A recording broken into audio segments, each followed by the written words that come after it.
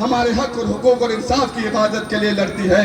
अगर किसी कॉलेज और स्कूल में हमारे बहन और बेटी के हिजाब और निकाब को नोचा जाता है तो बोलते हैं असदुद्दीन ओवैसी। 3 तलाक पर अगर कोई मामला होता है तो बोलते हैं असदुद्दीन ओवैसी। एनआरसी के ताल्लुक से हम तमाम लोगों को जगाने वाले का नाम असदुद्दीन ओवैसी है।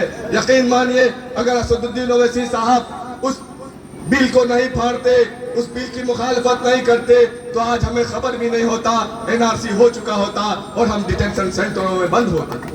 हमारे जमीर को जगाने वाले का नाम बैरिस्टर असदुद्दीन ओवैसी है।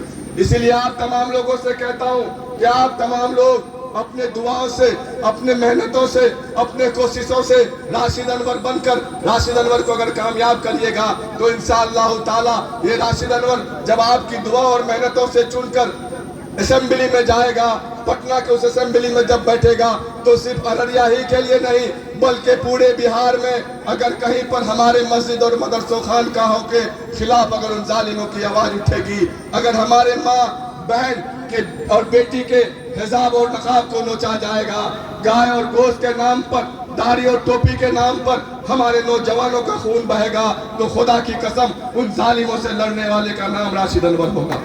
सबसे पहले अगर किसी की आवाज उठेगी तो वह राशिद अनवर की उठेगी। इसीलिए मैं आप लोगों से कहता हूं कि आप लोग किसी के बहकावे में इस बार नहीं आना है। आप तमाम लोग को मुत्तहिद होकर राशिद अनवर को वोट देकर ओवैसी साहब को कामयाब करना है। इंशाअल्लाह ताला मैं जब कामयाब हो जाऊंगा तो मैं 3 वादे आपसे करता हूं। ये 3 वादों को मैं पूरा करने का कोशिश करूंगा। अगर मैं पूरा नहीं कर पाया तो 5 साल में आप मुझे बदल देना, मैं आपके इलाके में दोबारा वोट मांगने के लिए नहीं आऊंगा। अररिया के सरकारी अस्पताल के हालत को देखिए, करोड़ों रुपए की दवाइयां आती हैं गरीब के इलाज के लिए, वो पैसा जाता कहां है? आप जब अस्पताल में जाएंगे तो हर मर्ज की बस 2 ही दवा दी जाएगी। डॉक्टर आपको छूता भी नहीं है, आपके नब्ज को भी नहीं देखता है, दूर से देखकर आपको पूछता है बताओ दिक्कत क्या है। फिर 2 दवाई लिखकर पर्चा आपके हाथ में दे दिया जाता है, कह दिया जाता है जाके बाहर से खरीद लो, बाकी दवाई बाहर से खरीदनी पड़ती। अरे अमीर लोग जो बेचारे पैसे वाले हैं ये अपने घर के लोगों का इलाज प्राइवेट अस्पतालों में करा लेते हैं, लेकिन जो बेचारा गरीब है, जो बड़ी मेहनत से 2 वक्त की रोटी और रोटी कमाता है,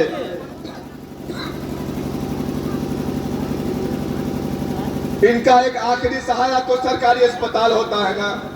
जब ये सरकारी अस्पताल जाते हैं इलाज नहीं होने की वजह से, सही वक्त पर दवा ना मिलने की वजह से हमारे घर की लोगों की मौत हो जाती है और हम बेकसी के आंसू को बहाते हैं।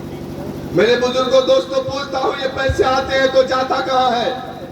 ये जाता है इन भ्रष्ट नेताओं के पेट में, इन भ्रष्ट पदाधिकारियों के पेट में। आज तक आपने नहीं देखा होगा कि अररिया का एमपी, अररिया का एमएलए रात को 2 बजे अस्पताल में जाकर ये देखता होगा कि डॉक्टर इलाज कर रहा है कि नहीं, बगल के कमरे में सोया हुआ। हमारे लोगों को सही दवाएं दी जा रही है कि नहीं दी जा रही है, लेकिन कोई झांकने वाला नहीं है। जब उस हमारे इलाज के पैसे को कमीशन के तौर पर वो खाता है तो उसके खिलाफ कहां से आवाज उठाएगा? मैं आपसे वादा करता हूं कि राशिद अनवर जब एमएलए बन जाएगा तो अररिया के सदर अस्पताल में वो तमाम सुविधाएं मुहैया कराएगा जो सरकार के द्वारा दी जाती है।